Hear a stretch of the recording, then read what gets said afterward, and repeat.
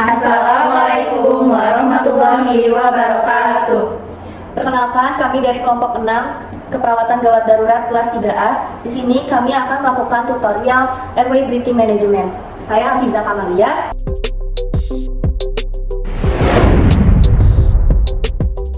Saya Angelik Fiana Medina.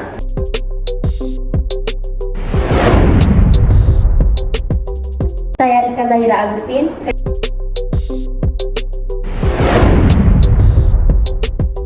Saya Sulistya Ramadhani.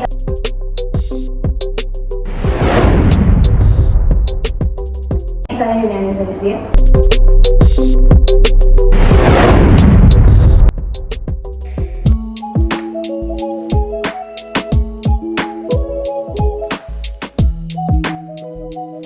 Baik, di sini jika terdapat curiga fraktur servikal pada pasien, kita menggunakan neck collar untuk mobilisasi. Ini pertama kita harus membutuhkan dua penolong. Penolong pertama melakukan teknik jaw thrust, yang kedua melakukan teknik pemasangan neck collar. Pada bagian perekat, ini kita lipat terlebih dahulu agar tidak mengganggu masuknya neck collar ini, terutama pada pasien rambutnya panjang atau tidak berhijab. Baik, selanjutnya kita masukkan lewat tulang servikal, lalu sapuan ke depan, lalu tekatkan. Di sini kita akan melakukan tindakan membuka jalan napas tanpa alat atau manual. Teknik membuka jalan napas yang pertama head tilt dengan menekan dahi ke bawah sehingga posisi menjadi hiperekstensi.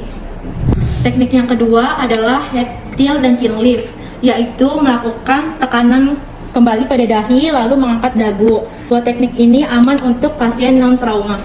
Yang terakhir, teknik jaw thrust dengan melakukan dua tangan sekaligus, lalu 4 jari diletakkan di mandibula dan ibu jari membuka mulut pasien. Teknik ini aman untuk pasien trauma.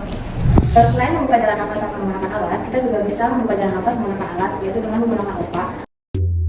Sebelum dilakukan pemasangan OPA kepada pasien, kita ukur terlebih dahulu OPA-nya dari hidung ke ujung telinga pasien. Setelah itu kita membutuhkan satu orang untuk melakukan jaw thrust sehingga dapat memudahkan untuk pemasangan OPA. Ya, OPA sudah dipasangkan, kita akan melakukan finger swab. Finger swab itu teknik pembersihan jalan nafas ketika ada sumbatan tapi tidak pakai alat. Sebelum finger swab, kita posisikan tangan kita finger cross dulu. Kayak gini jadinya, oke? Hati-hati agar tidak mendorong benda asing lebih jauh ke dalam jalan napas. Nah, jika sudah terbuka, kita bisa swab. 1, 2, 3. Jika anak tersedak, jangan panik.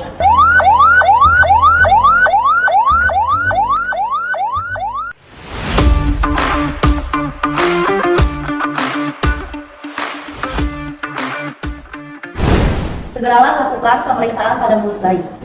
Pertama, kita periksa mulutnya, apakah ada benda asing yang menyumbat pernapasan bayi. Jika ada, jangan coba-coba untuk mengambil benda tersebut sendiri, karena otomatis jari kita akan mendorong benda tersebut lebih dalam ke dalam tenggorokan bayi. Oke? Setelah itu, kita bisa balikkan kepala bayi lebih rendah ke bawah. Dengan satu jari jempol menopang kepala bayi dan jari lainnya menopang dada, bisa kita paku di paha dengan aman. Setelah itu, kita berikan tepukan pada punggung bayi sebanyak 5 kali dengan menepuk dengan tumit telapak tangan di antara dua tulang belikat. 1, 2, 3, 4, 5. Jika bayi masih tersedak, kita balikan posisi badan bayi menjadi terlentang. Sekarang kita akan melakukan teknik chest thrust untuk menolong bayi saat tersedak. Setelah posisi sudah terlentang, kita berikan pijatan dada sebanyak 5 kali menggunakan 2 jari. Satu jari itu di bawah garis terhubung 2 kapila. Sekarang kita berikan pijatan 1, 2, 3, 4, 5. Setelah itu kita evaluasi mulut bayi apakah ada obstruksi yang bisa kita keluarkan atau tidak. Namun jika bayi masih tersedak, kita bisa melakukan teknik tadi itu sebanyak 5 siklus. Sekarang kita akan melakukan teknik parasite hemorrhage. Itu pertolongan pada orang dewasa jika tersedak. Pertama-tama itu kita posisinya berbalik ke belakang badannya, lalu setelah itu kita membentuk tangan melingkar atau memeluk di bagian belakang. Setelah itu satu tangan mengepal, satu tangannya lagi pegang yang mengapal, lalu dorong ke arah atas. 1, 2, 3, 4, 5.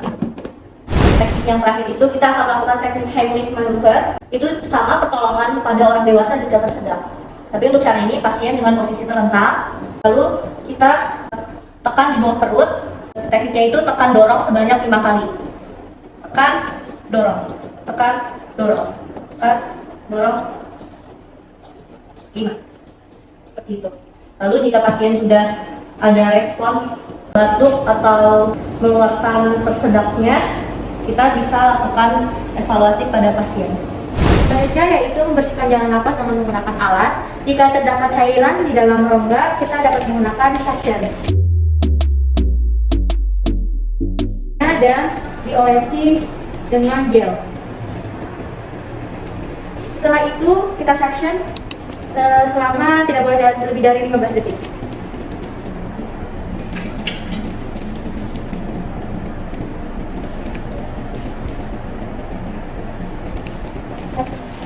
Selanjutnya yaitu jika terdapat benda padat, bisa menggunakan needle forceps.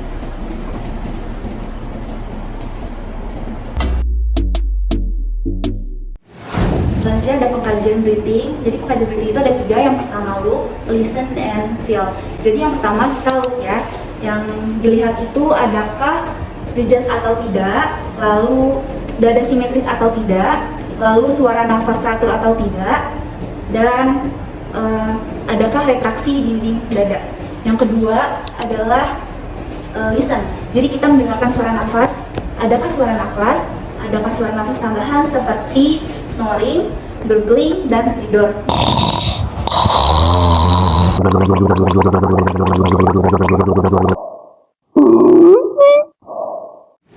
Lalu yang ketiga adalah feel.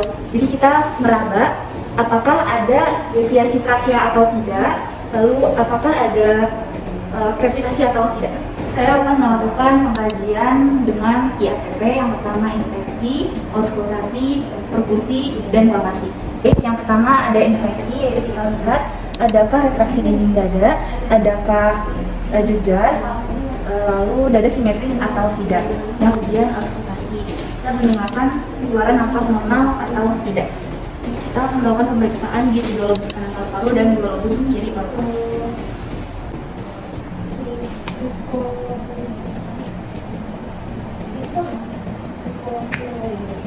Selanjutnya perkusi. Jika suara perkusi normal maka sonor, jika suara perkusi tidak normal maka hipersonor.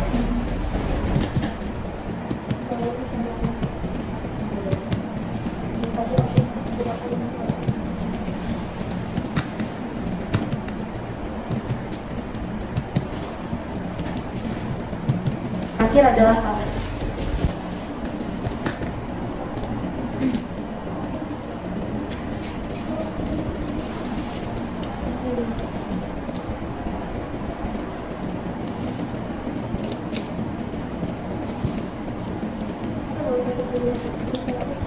Selanjutnya kita akan melakukan tindakan ventilasi.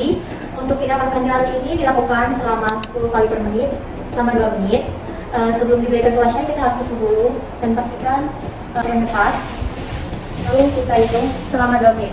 1 dan 1000, 2 dan 1000, 3 dan 1000, 4 dan 1000, 5 dan 1000, 6 dan 1000, 7 dan 1000, 8 dan 1000, 9 dan 1000, 10 dan 1000, 11 dan 1000, 12 dan 1000, 13 dan 1000, 14 dan 1000, 15 dan 1000, 16 dan 1000, 17 dan 1000, 18 dan 1000, 19 dan 1000, 20 dan 1000.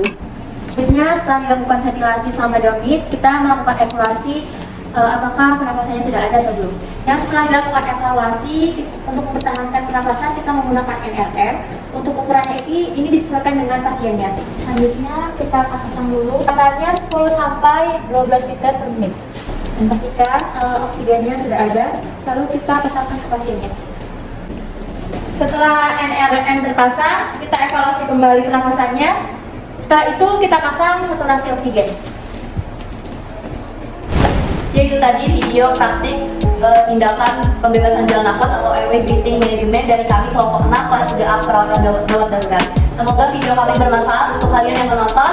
Wassalamualaikum warahmatullahi wabarakatuh.